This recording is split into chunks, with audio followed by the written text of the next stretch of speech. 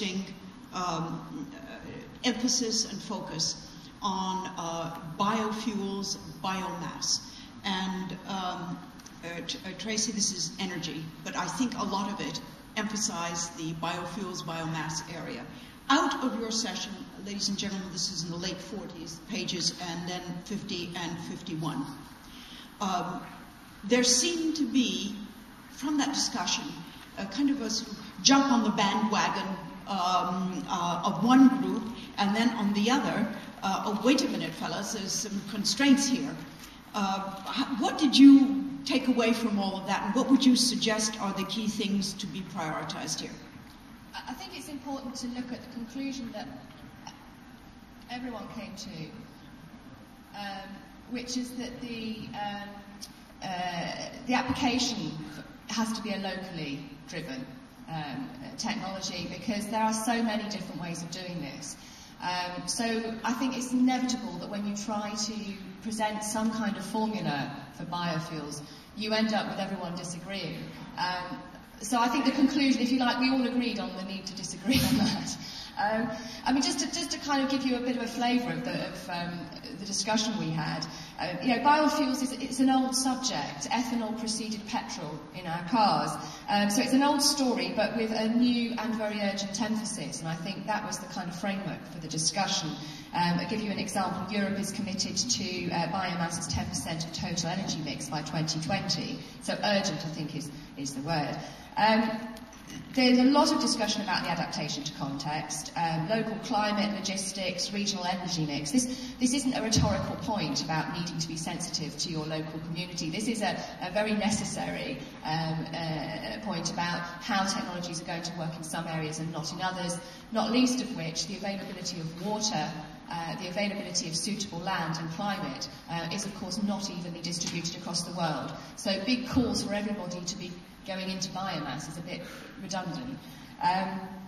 So a lot of technological development was put on the table. We're very excited about some of this, from the plants that we grow right through to how the waste products are reused, again bringing in the water and land themes.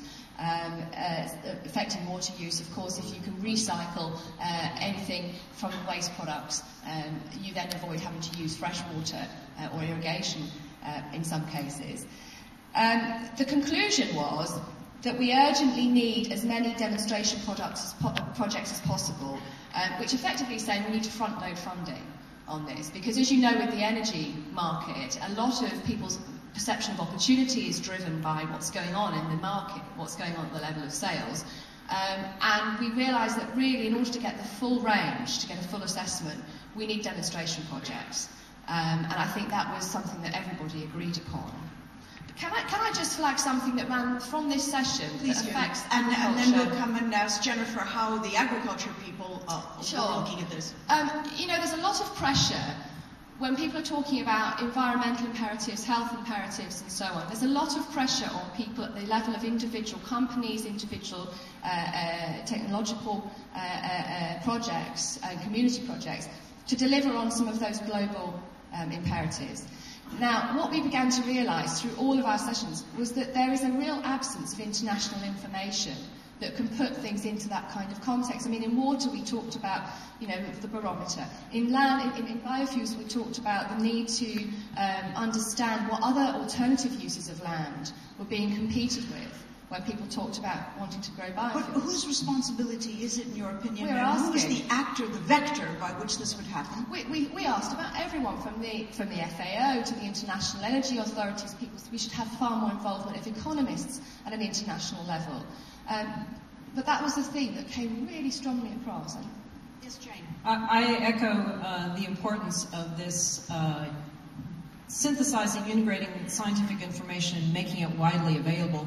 In our session, we highlighted the existence of a recent scientific assessment, the Millennium Ecosystem Assessment, that in fact has done a magnificent job of integrating the biogeophysical and socioeconomic science as it relates to changes in ecosystems and how that affects human well-being through water, through energy, land use, loss of biological diversity, integrating all of those together.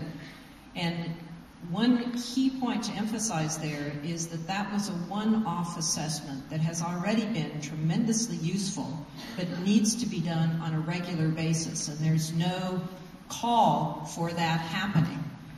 Its power has been demonstrated. Like the IPCC, the Intergovernmental Panel on Climate Change, we need an ongoing international Millennium Ecosystem Assessment to continue to give policymakers, the public, the business sector, current, scientifically credible information about how all these different topics, in fact, linked together. Well, certainly the IPCC, as you all know, an extraordinary group of scientific thinkers who got together and actually shifted the ground on the discussion on climate change. But Prabhu, you're an expert in integration and in international organizations getting things out there, the messages. What would you suggest here? Well, I was intrigued by the last comment and certainly welcome it. I was one of the co-chairs of the Millennium Ecosystem Assessment. I co-chaired the scenarios group for that. So I'm very aware of the process that went into it, and certainly was pleased with the outcome, as you've just mentioned. One of the things that we talked about in the Millennium Ecosystem Assessment was whether to keep this as an ongoing activity. And we decided at that time to revisit 5 years later. So the Millennium Assessment final reports were released last year. So we were thinking we would revisit in 2011, 2012 time period about a second assessment, follow-up assessment. But in the meantime, another major international assessment has begun, and it's now in the second year of that assessment, and that's very relevant to the discussion that's going on. And that's the International Assessment of Science and Technology for Development. This is an assessment that's jointly sponsored by the World Bank, FAO, UNEP, UNDP, UNESCO, and several other organizations. I think the Commission for Science and Development will be meeting actually on a lot of what that assessment has shown. Right. This spring, if I'm not mistaken, in May. And we have a meeting in Cape Town in June to look at the draft report of the assessment. And in that assessment, we are looking at what's happening in science and technology, including biotechnology, and the impact it's going to have on agricultural productivity across the world. But the biofuels issues have come up. Now we're going to, exactly, we're